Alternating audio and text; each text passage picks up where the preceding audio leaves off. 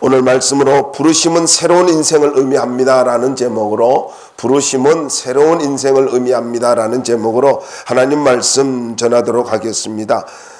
캔드릭이라고 하는 루비 캔드릭이라는 선교사가 있었습니다. 이분은 1907년 9월 24일에 9월에 24살의 나이로 조선 땅에 왔습니다.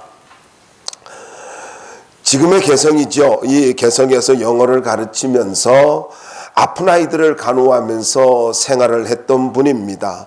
이 일에 온전히 헌신하면서 살았는데 조선에 온 지, 선교사로 파송되어진 지 약 9개월 만에 급성 맹장염이 걸려가지고 그는 쓰러진 후에 하나님의 부르심을 받고 소천을 하게 됩니다. 여러분 한번 생각해 보세요. 24살에 먼 태평양을 건너왔어요. 그리고 영어를 가르치고 병든 아이들을 돌보면서 사는 것이 우리가 세상 사람들의 관점에서 보면은 헛된 죽음이라고 할 수 있잖아요. 왜 그렇게 살아야 되냐라고 물을 수 있잖아요. 꽃단 나위에 주님을 위해서 헌신하다가 그는 제대로 사역을 펼쳐보지도 못하고 세상을 떠났습니다. 죽기 전 부모님께 보낸 편지에는 이런 내용이 있습니다. 저는 이곳에서 작은 씨앗이 되기로 결심했습니다. 하나님의 시간이 되면 조선 땅에는 많은 꽃이 피고 그들도 여러 나라에서 씨앗이 될 것입니다. 저는 이 땅에 저의 심장을 묻겠습니다. 얼마나 젊은 나이에 멋진 정말 위대한 그런 마음을 우리가 엿볼 수 있지 않습니까?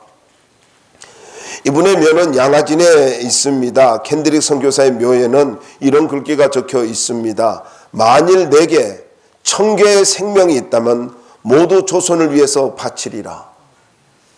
엄청난 말 아닙니까? 여러분, 이 캔드릭 선교사는 청년이었습니다. 24살이었습니다. 대단한 사역을 이루지는 못했지만은 이 선교사님이 보여준 아름다운 사역의 헌신, 이 헌신은 그야말로 하나님의 미랄과 같은 삶이었고요. 그리고 너무나 위대한 삶이었다라고 할 수가 있지 않습니까? 오래 사는 것이, 부끄러움을 가지고 오래 사는 것이 정말 그 잘 사는 걸까요? 가치가 없이 살아가는 것이 정말 잘 사는 걸까요? 히브리서 11장 4절에는 이런 말씀이 있어요. 그가 죽었으나 그 믿음으로써 지금도 말하느니라. 다시 한번 읽어드리겠습니다. 그가 죽었으나 그 믿음으로써 지금도 말하느니라. 여러분, 캔드릭 선교사를 통해서 하나님의 아름다운 믿음의 역사가 지금도 계속되고 있다는 것을 잊지 말아야 합니다. 오늘 본문은 예수님께서 제자들을 부르시고 택하신 것을 말씀하고 있습니다. 그런데 이 전체의 말씀을 보면은 선택이 얼마나 중요한 이유를 말씀하고 있습니다. 그걸 담고 있어요. 여러분, 선택이 왜 그렇게 중요한 줄 아세요? 결과가 결정되기 때문입니다. 내가 무엇을 선택하고 사느냐, 이거는요, 나의 인생의 결과를 이야기하는 거예요. 그래서 매 순간 나는 언제나 하나님 앞에 부끄러움없는 믿음의 선택을 하면서 살아가야 된다라는 거예요. 어떤 말을 하면서 어떤 말을 선택하며 할 것인지, 어떤 행동을 선택하며 할 것인지, 선택은 그렇게 중요한 것입니다. 인간관계도 마찬가지입니다. 선택을 다른 말로 하면 부르심입니다. 주님이 선택했잖아요. 주님이 부르셨다는 거죠. 자, 어떻게 부르셨는가요? 누가복음 6장 12절로부터 13절 말씀을 보시면요. 한번 찾아볼까요? 한번 찾아보자고요. 누가복음 6장 12절로부터 13절입니다. 함께 읽어봅시다. 시작. 이때에 예수께서 기도하시러 산으로 가사 밤이 새도록 하나님께 기도하시고 밝음에 그 제자들을 부르사 그 중에서 12를 택하여 사도라 칭하셨으니.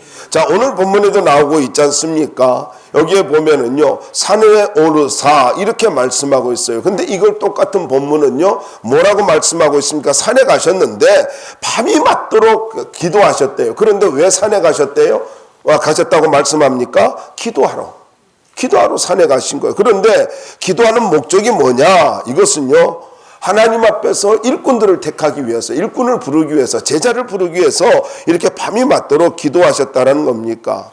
한번 물어볼게요. 예수님 왜 기도하셨다고요? 몰라서 기도하셨을까요?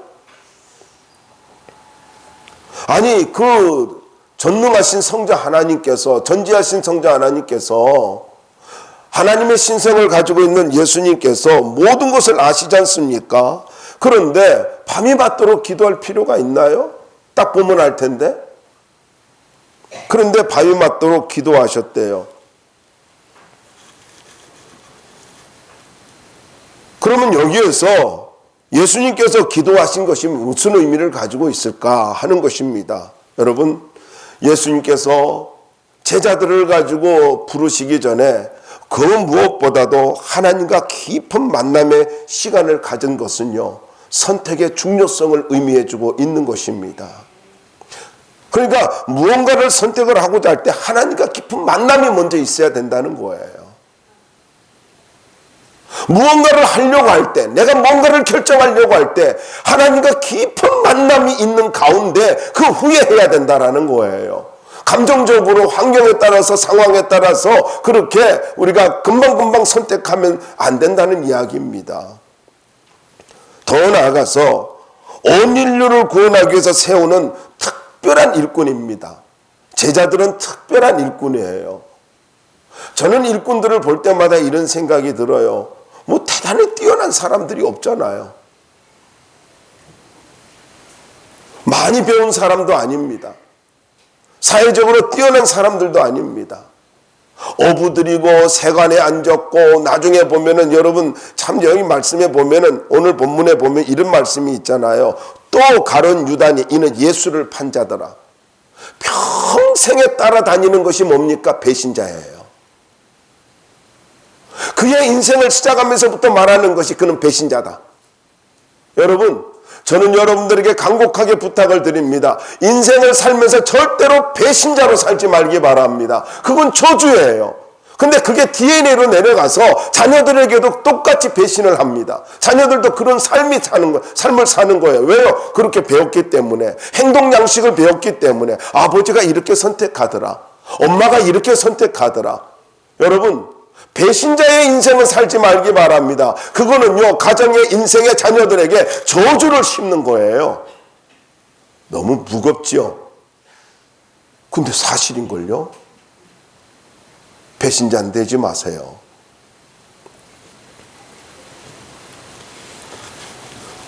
더 나아가서 세 번째로는요, 모든 세대의 본을 보여주기 위함입니다. 예수님께서 어떤 일을, 제자들을 가지고 부르실 때 밤새도록 기도하신 것은 너희들도 이렇게 살아야 된다. 중요한 일일수록 기도하며 살아야 된다. 기도하고 결정해야 된다. 그걸 말씀하고 있다라는 것입니다. 여러분, 우리가 이 땅을 살아가면서 선택해야 할 일들이 얼마나 많아요. 너무너무 많지 않습니까? 그때마다 절대로 가볍게 함부로 결정하지 말기 바랍니다. 예수님처럼 하나님께 기도한 후에 성령 충만한 가운데서 하나님의 뜻을 분별하고 선택해도 늦지 않습니다. 여러분, 어떤 것을 선택할 때, 어떤 것을 결정할 때에 기도만큼 빠른 것이 없어요. 잊지 마세요. 머리로 절대로 살지 마세요. 기도하고 믿음으로 선택하고 살 때에 거기에 하나님의 은혜가 있고 거기에 후회함이 없는 거예요. 그래서 예수님께서 어떻게 이들을 부르셨다고요? 기도하고 부르셨습니다. 기도하고. 두 번째로는 원하는 자들을 부르셨습니다. 여러분 본문 13절 말씀 한번 읽어볼까요? 13절 읽어보자고요. 시작. 또 산에 오르사 자기가 원하는 자들을 부르시사 나온지라. 자, 여러분 제자들을 불렀는데 원하는 자들을 불렀대요. 그러니까 이 말은요, 제자들은요 철저히 예수님께서 원하는 자였습니다. 자원이 아니었습니다. 헌신이 아니었습니다. 주님이 원하는 자였습니다. 주님이 원하는 자. 주님이 부르시고 선택한 제자들은요 철저히 주님이 원하는 자였다라는 것입니다. 그러면 여러분 여기서 우리가 생각할 수 있잖아요. 무슨 자격이 있어 불렀다는 거 아니에요. 뭔가 있기 때문에 불렀다는 거 아닙니다. 이건요, 절대적으로 주님의 주권 속에 있었던 거예요. 주님의 원하심입니다. 그래서 부르셨다라는 것은 나의 뜻보다 주님의 뜻이 더 중요하다라는 교훈을 주고 있어요. 여러분, 내가 주의 일꾼으로 살기를 원해요. 내 뜻보다 주님의 뜻이 더 중요한 것입니다.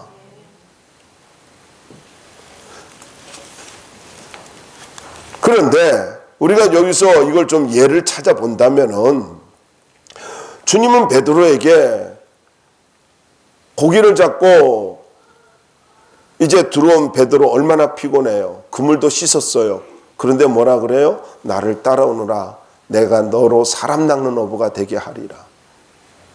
그러니까 모든 걸 버려두고 쫓았습니다. 바로 따라갔어요. 나 피곤한데요? 이러지 않았어요. 또 재미있는 것은요, 가다가 야고보와 요한이 있습니다. 야고보와 요한이 있는데 나를 따라오너라. 아버지하고 잘 있어요 지금. 그런데 아버지와 그물을 버려두고 예수님을 따랐어요. 이런 불효자가 어디 있습니까? 야고보와 요한은요, 예수님의 부르심에 모든 걸 버려두고 예수님을 쫓았어요. 여러분, 세리마트는 어때요? 직장에서 돈 잘 벌고 있었습니다. 세리가 뭐 어떤 사람인지 알잖아요. 세관에 앉아 있었대요. 얼마나 지금 죄 짓고 있는 거예요. 돈 착복하고 있고 돈 벌기 위해서 머리 막 굴리고 있었잖아요. 그런데 예수님이 똥 나타나더니 나를 따라오너라. 그런 거예요. 그러니까 모든 거 계산하던 거 멈춰버리고 예수님 따라갔어요. 이게 부르심이에요. 주님의 부르심에는요, 모든 걸 스톱해야 되는 거예요. 내 뜻보다 주님의 뜻이 중요하니까 그렇게 따라간 거예요. 여러분, 이 말씀을 우리가 깊이 생각해야 될 것은요, 제자는 주님의 부르심이라는 것을 잊지 말아야 돼요. 나의 헌신, 나의 선택, 이게 아니라는 거예요. 내가 제자의 길을 걸어가고 있나요? 올돌결에 걸어가고 있나요? 내가 이해를 했든 이해를 하지 못했든 주님이 나를 부르신 겁니다. 그건 내 뜻대로 살면 안 되는 거죠. 그래서 일꾼은 부르심이 있어야 되는데 이거를 소명이라고 합니다. 컬링이라고 그러죠. 그래서 소명이 있는 자는 사명이 있고요. 사명을 갖고 살아가는 것이 바로 비전입니다. 여러분 어떤 일로 부르심을 받았습니까? 무엇으로 부르심을 받았나요? 꼭 목사만이 그렇게 소명이라고 생각하지 마십시오. 하나님이 여러분의 삶의 현장에서 여러분을 부르신단 말이에요. 그것이 여러분의 비전이 될 수 있다는 것입니다. 그 부르시면은요, 철저히 나의 의지보다는 주님의 의지가 더 강한 거예요. 주님의 원하심이 있는 거예요. 그럼 부르심의 목적을 보자고요. 14절 말씀에 보니까 너무나 참 재미있는 말씀인데 14절 한번 읽어주시기 바랍니다. 시작.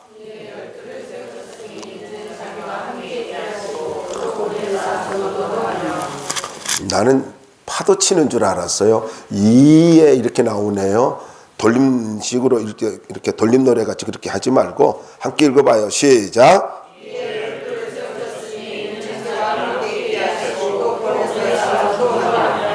네, 여기에 보니까 뭐라 그래요? 함께 있기 위해서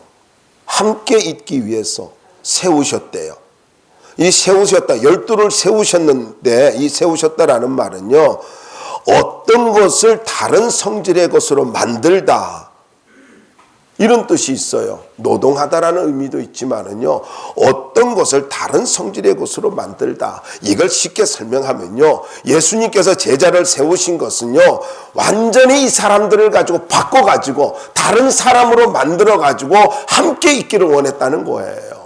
세상 습관대로 살도록 내버려 두는 것이 아니라 완전히 다른 사람으로 만들어서 예수님께서 함께 있기를 원한다는 것입니다. 그러므로 여러분, 우리가 제자로 부르심을 받았나요? 일꾼으로 부르심을 받았나요? 내가 완전히 다른 사람으로 바뀌어졌다는 것을 잊지 말아야 돼요. 난 아직 안 바뀌었는데요. 여러분, 그러면 이전 것은 지나갔으니 보라 새 것이 되었도다. 구원부터 우리는 완전히 달라졌는데요. 우리를 부르신 것은요, 그리고 우리를 세우신 건요, 일꾼으로 세웠어요. 그래서 여러분, 특별히 함께 있다라는 거 변화시켜가지고 또 변화시키려고 함께 있다라는 말이 무슨 말이냐? 함께 시간을 보낸다는 것은 참 중요한 것입니다. 그래서 여러분, 우리가 살아가면서 누구와 함께 지내느냐, 이게 정말 중요한 거예요. 함께 있으면은요, 어떤 일이 벌어집니까? 닮아가요. 부부가 오래 살면 닮아가듯이 닮아가는 거예요. 어느 날 어떤 친구를 봤어요. 그랬더니만은 그 집사부를 보니까 오랜 살아왔는데 부부가 닮아졌더라고요. 표정이. 근데 얼굴이 내가 보니까 얼굴은 닮아지는 건 아니겠죠. 이게 형태가 있으니까. 아니, 얼굴 큰 사람과 작은 사람. 또 왜 또 하필 큰 사람, 작은 사람이냐고 그러지 말고, 이게 사람이 그렇잖아요. 형태는 바뀌지 않지만요. 뭐가요? 닮았다는 게 뭐예요? 표정입니다. 인격입니다. 언어입니다. 가치관입니다. 여기 닮는 거예요. 그래서 누구와 사는 게 진짜 중요한 거죠. 그런데 예수님께서 제자들과 함께 있으려고 한 것이 무엇입니까? 가르치고 비전을 주고 그리고 비전을 나누고 훈련하면서 사랑의 교제를 나누기 위해서 그렇게 함께 있기를 원하는 것 아니에요? 그래서 여러분, 함께 있다라고 하는 것은요, 내가 상대방을 닮아가는 거예요. 서로에게 선한 영향력을 미치고. 그래서 여러분, 중요한 것은요, 서로가, 부부간에도요, 서로가 성숙해 가야 돼요. 서로가 성숙해 가야 돼요. 뭐 자기가 얼굴 이쁘다고 착각을 하고 사는 사람이 많잖아요. 그래가지고는 책을 안 읽어. 뒷말 안 할게요. 습관만 남아요, 습관만. 여러분, 나 흥분하려 해서 참을게요. 갑자기 나 이렇게 막 올라오려고 그러지 않습니까? 그러니까 예수님의 이 공생애와 같이 보내면서 제자들이 어때요? 주님 닮아간 거예요. 여러분, 우리가 함께 행복한 교회 공동체로서 살아가잖아요? 그러면 우리 서로가 닮아가야 돼요. 장로님을 닮아야 되고 권사님을 닮아야 되고 목사를 닮아야 된다고 하면 하나도 안 닮아요. 내가 보니까 죽으라고 안 닮아요. 목사가 이야기해가지고 목사님 같이 나도 살아야 되겠다 이런 생각하는 분이 없어요. 근데 권사님 같이 보면 권사님 이야기하면 그렇게 잘 순종을 해요. 그래서 권사님들이요, 기도하며 살아야 되고 믿음으로 똑바로 살아야 되는 거예요. 장로님이 믿음으로 똑바로 살아야 되고요, 안수 집사님이 믿음으로 똑바로 살아야 돼요. 아니, 중직들이 똑바로 살아야 될 것 아닙니까? 그렇잖아요. 왜냐하면 여러분들은요, 중직들은요, 목사의 얼굴들이라고요. 목사의 얼굴들이에요. 목사가 말하면 안 들어요. 목사님이니까. 그래요. 그런데 장로님이 이야기해봐요. 권사님이 이야기해봐. 그냥 감동받아요. 난 더 감동을 줬는데. 여러분, 중직들이 신앙생활 똑바로 해야 되는 거예요. 똑바로 해야 된다고. 아멘이 별로 적은 거 보니까 많이 찔리나 봐. 그냥 직분만 갖고 살지 말고요, 제자로 삽시다. 제자로 살아야 되는 거예요. 그래서 주님과 함께 보내는 건 뭐라고? 주님 닮도록 하기 위해서라는 거예요. 사명 갖고 살도록 하기 위해서라는 거예요. 주님은요, 우리와 함께 있기를 원하시는 분이십니다. 더 나아가서 14절 말씀 보자고. 거기에 보니까 또 보내서 전도도 하며라는 말이에요. 오늘 부담스러운 말씀 엄청 나오잖아요. 근데 예수님께 제자를 부르시고 선택하신 목적이 뭐냐? 잃어버린 영혼 구원하기 위함이라는 것입니다. 주님이 이 땅에 오신 목적이 뭐예요? 이 땅에 오신 목적은 잃어버린 자를 찾아 구원하기 위함이라고. 누가복음에는 수없이 이야기하고 있지 않습니까? 이걸 저는 조금 원색적으로 표현하고 싶습니다. 잃어버린 영혼을 구원하는 거, 이걸 다르게 말하면요, 지옥으로 가는 영혼을 건져내는 일입니다. 그러면 이런 말이 되는 거예요. 내가 침묵하고 있으면 지옥으로 가는 영혼을 가지고 지옥의 급행열차를 타고 가는 사람들을 내버려 두는 것과 마찬가지라는 거예요. 아니, 죽음의 길로 딸려가는데, 불 속으로 뛰어드는데 그걸 가지고 방관하면서 즐기고 있는 것과 같다라는 이야기입니다. 여러분, 우리가 입술을 열 때에, 우리가 사명을 감당할 때에 지옥의 문이 닫혀지는 거예요. 지옥으로 가는 영혼을 건져내는 거예요. 하늘의 문을 하늘나라를 더 확장시키는 거라고요.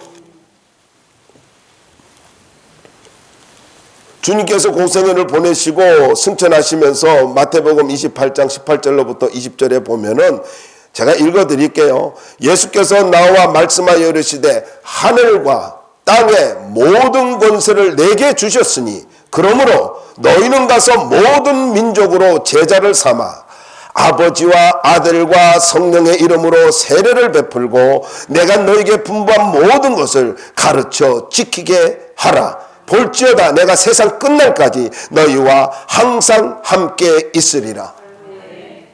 함께 해주신다고 약속하면서 하신 말씀이 무슨 말입니까? 바로 세계 비전이에요. 잃어버린 영혼 구원하라는 거예요. 여러분, 주님이 여러분과 함께하고 계십니다. 세상 끝날까지 함께 하신대요. 그럼 우리가 해야 할 일이 뭘까요? 그것은요, 삼위일체 하나님의 이름으로 세례를 베풀고 주님의 분부한 모든 것을 가르쳐 지키는 거. 그 전에 뭐를 해야 돼요? 제자 삼는 거예요. 복음 전하는 거예요. 여러분, 이제부터 우리는요, 올 한 해를 살아가면서 이제 3월달이 됐지 않습니까? 봄이 되었지 않습니까? 그러면 우리는요, 어떻게 살아야 되는가요? 우리는 이 2024년도에 잃어버린 영혼을 가슴에 품고 기도하며 살아야 돼요. 하나님, 적어도 뭐 물질의 복을 달라 뭐 이런 기도보다, 물론 그것도 하세요. 그렇지만은요, 하나님 올 한 해 동안 살아가면서 내가 전도할 수 있게 해 주십시오. 이런 기도하면 하나님이 하늘문을 안 열어줄 리가 없습니다. 맨날 복만 구하고, 나 물질이 있어야 돼요. 나 좀 뭐 이렇게 해야 돼요. 건강해야 돼요. 좋아요. 여러분, 그렇지만은 그 모든 것은요, 먼저 그의 나라와 그의 의를 구하면 이 모든 것을 더해 주시리라. 삶의 우선순위가 영적인 것이 되어질 때에 하나님이 다 채워주시는 것입니다. 여러분, 잃어버린 영혼 구원하면서 살길 바랍니다. 나를 부르신 이유가 뭐라고요? 전도하기 위함이래요. 전도하기 위함이라고. 세 번째입니다. 부르신 목적입니다. 15절 말씀 한번 읽어봅시다. 15절 시작. 아멘. 세 번째가 뭡니까? 권세를 주기 위함이라는 거예요. 여기 권능도 가지게 하려 하심이라. 권능도 가지게 하려 하심이라. 무슨 말입니까? 인생을 살면서 가장 안타까운 일이 뭔 줄 아십니까? 오늘 말씀에 보면 귀신을 내쫓는 권능도, 권세와 능력이잖아요. 그런데 세상에서 가장 안타까운 사람은요, 병에 걸린 사람? 왜? 병에 걸린 사람 약을 구하거나 아니면 병원에 가가지고 뭐 치료를 받으면 돼요. 그런데 귀신 들린 사람은 사람이 힘으로 안 되는 거잖아요. 가장 불쌍한 사람이 어떤 사람인 줄 아세요? 귀신 들린 자. 다르게 말할까요? 마귀에게 사로잡혀 살아가는 자들이에요. 귀신 들리면 마귀의 역사지 않습니까? 이건 사람의 힘으로 해결할 수 없어요. 그런데 이 사단의 권세에서 벗어나게 하려면은요, 반드시 성령 하나님의 권세와 능력이 있어야 돼요. 그런데 오늘 말씀에 아까 마태복음 28장에 보면 뭐라고 말씀하고 있습니까?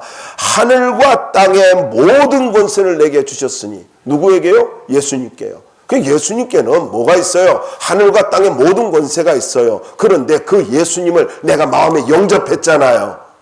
내 안에 예수님이 계시잖아요. 그러면 여러분 어떻습니까? 내가 하나님 앞에서 하늘과 땅의 모든 권세를 가진 예수님이 내 안에 계심을 믿는다면은 우리는요, 이 예수님을 의지하고 하늘과 땅의 모든 권세를 가지고 사용하면서 살아야 된다는 거예요. 근데 이게 언제 이 능력이, 이 권세와 능력이 언제 나타나요? 우리가 성경에 보면 사도행전에 보면 잘 나오지 않습니까? 스가랴, 제사장 스가랴 읽어봐도 어때요? 왜 사도 바울이 흉내 내다가 도리어 귀신 들려버리지 않습니까? 무슨 말입니까? 기도 외에는 이런 유가 나갈 수 없느니라는 말씀처럼요. 여러분, 하나님의 그 예수님의 권세와 능력이 내게서 나타나려면요, 말씀과 기도밖에 없습니다. 저는 여러분들이 권세 있게 당당하게 살기를 바랍니다. 여러분을 만나는 사람마다 악한 자들이, 이제 귀신 들린 자들이, 어둠의 세력들이 여러분을 보고 두려워 떨 수 있기를 바랍니다. 여러분이 가는 곳에 빛이 임하기를 원하고 여러분이 가는 곳에 능력이 나타나기를 원합니다. 그러려면 뭐 해야 됩니까? 기도해야 돼요. 말씀 붙들고 살아야 된다고요.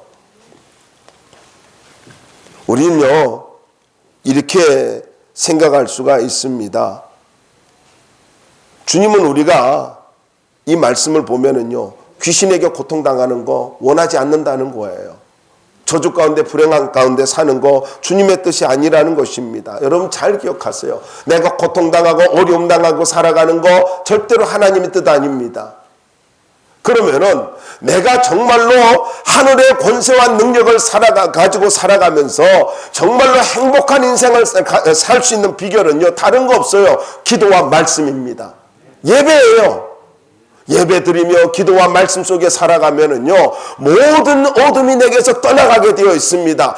여러분 한번 생각해 보세요. 부산에 나를 고쳐줄 수 있는, 제주도에 나를 고쳐줄 수 있는 분이 계신다면은 여러분 차 타고 안 가겠습니까? 비행기 타고 안 가겠어요? 비행기 타고 못 가면 배 타고라도 제주도에 갈 것 아닙니까? 가치의 문제지요.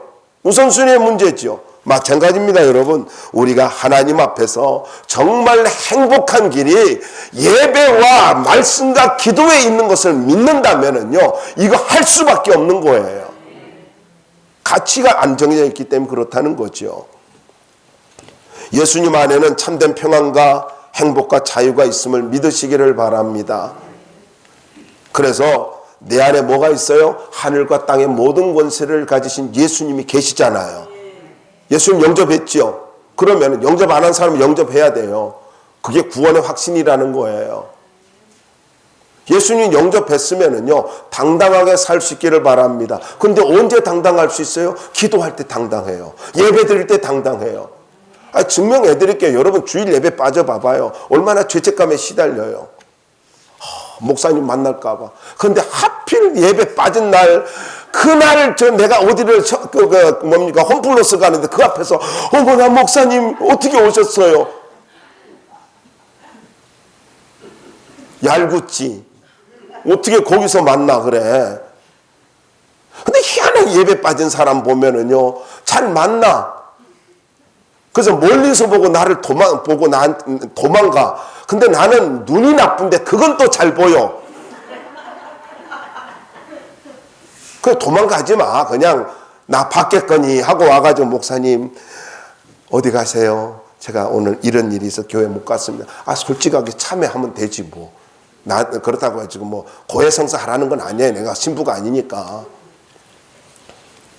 여러분 믿음으로 하늘과 땅의 모든 권세를 가지고 살 수 있기를 바랍니다. 예수 믿는 사람 당당해야 돼요.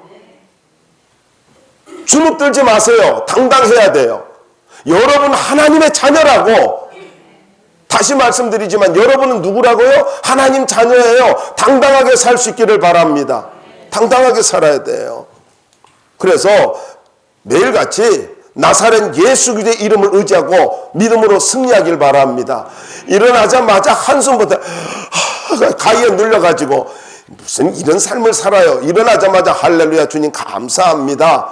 뭐 그러게 하루 시작하면 얼마나 좋아요. 메시아 벌써 이렇게 시간이 돼서 늦게 자니 그렇지. 일찍 자. 그리고 새벽 기도해. 무슨 또 참을게. 마지막 세 번째로 부르심을 받은 자들의 인생입니다. 16절부터 19절 말씀에 보면은요, 부르심을 받으면 가치 있는 새로운 인생이 된다는 것입니다. 부르심 받은 것이 그게요, 아무것도 아닌 줄 아세요? 16절부터 19절에 보면은 예수님을 파는 가룟 유다를 빼고는 모두 다 오순절날 마가의 다락방에서 예수님이 약속하신 성령을 선물로 받습니다. 하늘의 권능을 받습니다. 여러분, 이렇게 성령을 선물로 받고 성령 충만해지니까 한 시대를 변화시키는 능력의 주인공들이 되지 않습니까? 한 시대의 주역이 되지 않습니까? 간단하게 정리할까요? 이 말이에요. 성령 받으면은 인생의 주역으로 산다는 거예요. 멋진 인생 살고 가치 있는 인생으로 산다라는 것입니다. 제자들의 인생은요, 성령에 사로잡히자 하나님 나라의 일꾼이 되었고 세상을 변화시키는 주역들이 되었지 않습니까? 죽어가는 영혼을 살리고 지옥으로 가는 영혼들을 건져주고 사람들의 저주를 끊어주는 인생을 살지 않습니까? 우리 잘 알잖아요. 사도행전 3장에 보면은요, 아니 나면서부터 안진병이에요. 그런데 뭐라 그래요? 은과 금은 내게 없거니와 내게 있는 것은 내게 주노니 나사렛 예수 그리스도의 이름으로 일어나 걸으라. 그러고는요, 그냥 말하고는요 도망가지 않았어요. 손을 붙잡고요 끝까지 책임지고 일으켰어요. 그랬는데 일으키니까 그 사람이 어때요? 다리에 힘이 생긴 거예요. 근육이 생긴 거예요. 뼈가 정상으로 관절이 펴진 거예요. 그리고는 일어났어요. 그냥 안진병에 일어났다 생각하지 마세요. 여러분, 신체 구조를 생각해 보세요. 평생 앉아있던 사람 뼈가 막 펴졌어. 이 뼈 저 뼈가 그냥 제대로 이 근육 저 근육이 제대로 기능을 가지고 아주 뛰어서서 걸으며 찬송했다 그러죠. 뛸 정도로 근육이 회복되어졌어요. 몇십 년 동안 죽어있던 근육이 나사렛 예수의 이름으로 모두 다 회복되어지고 강하게 되어졌다는 거예요. 예수 안에서 회복되어진 역사가 있길 바랍니다. 근데 이런 역사가 기도하고 예배하고 말씀 붙들고 사는 자에게 나타난다는 것입니다. 여러분이 그렇게 살기를 바랍니다. 믿음으로 산다는 것, 사명으로 산다는 것이고 하나님이 알아주는 인생이 된다는 걸 잊지 마십시오. 성경은 이렇게 말씀을 하고 있습니다. 믿음으로 사는 사람은요, 하나님이 이런 사람을 알아준다 그랬어요. 알아준다. 하나님이 알아주는 인생 살면 얼마나 좋습니까? 남자는요, 누군가가 나를 알아주면 목숨 걸어요. 마찬가지로요, 여러분, 우리는요 하나님이 알아주신대요. 여러분을 누가요? 하나님이 알아주신대요. 그러니까 믿음으로 산다는 게 뭐라고요? 하나님이 알아주는 삶이라는 거예요. 그래서 저들 모두 다가 후회 없는 인생이 되었습니다. 멋진 인생이 되었어요. 마지막입니다. 여기 보면은 능력 있는 새로운 인생이 되었음을 의미합니다. 부르심을 받은 자들의 인생은요, 능력 있는 새로운 인생이 되었다라는 거예요. 성경에서 이름을 바꿔준다는 것을 한번 생각해 보십시오. 우리가 거기서 보면 이름을 바꿔주는 것, 하나님이 친히 이름을 바꿔줘요. 그럼 그건 뭘 말하고 있어요? 새로운 인생이 되었다라는 거예요. 제가 어저께 어떤 사람을 만났는데 제가 그 이름을 가지고 전화를 가지고 저장을 하려고 하니까 저 이름 이렇게 장명을 했어요. 새로 바꿨대요. 근데 잘 모르시니까 두 개 같이 적으면 좋겠대. 그리고 두 개 같이 적었어요. 그 옛날 이름하고 새로 지은 이름하고. 그런데 왜 이름 바꿔요? 잘 살아보겠다는 거 아니에요. 근데 여러분, 그거 굳이 나쁘다고 생각 안 해요. 장명소 가가지고 이름 짓는 건 별로 안 좋아해요. 쥐도 잘 못하면서 뭘 그렇게 이름을 지어줘. 그렇잖아요. 남의 이름 잘 되려고 이름 지어준다면은, 그러면은 제가 똑바로 살아야지. 제가 30년 전에 이름 지어준 사람하고 통화를 했는데 아주 잘 살고 있대. 얼마나 좋아요. 그 중에서 이름이 뭐냐면 예린이에요. 그래가지고 그때는 예린이라는 이름이 없었어요. 그런데 그때 지어주니까 그렇게 좋아하더라고요. 조금 발음하기는 그때는 어려웠어요. 예린이. 그런데 지금 얼마나 예뻐요. 그렇잖아요. 근데 내가 그랬죠. 우리 교회도 예린이가 있어. 그랬어. 네. 어쨌든요, 우리가 잘 알잖아요. 아브라함을 가지고 하나님께 이름 바꿔주니까 어때? 아브라함을 아브라함으로 바꿔줬잖아요. 그의 인생이 완전히 달라지잖아요. 열국의 아비가 되잖아요. 우리가 안 돼. 사례를 사라로 바꿔주잖아요. 알잖아요. 또 야곱 이스라엘로 바꿔주지 않습니까? 그러니까 이름을 바꿔준 야복강까지 이름 바꿔주고 난 다음에 그런 다음에 그 이후로 20년의 깨어진 관계가 회복되어지잖아요.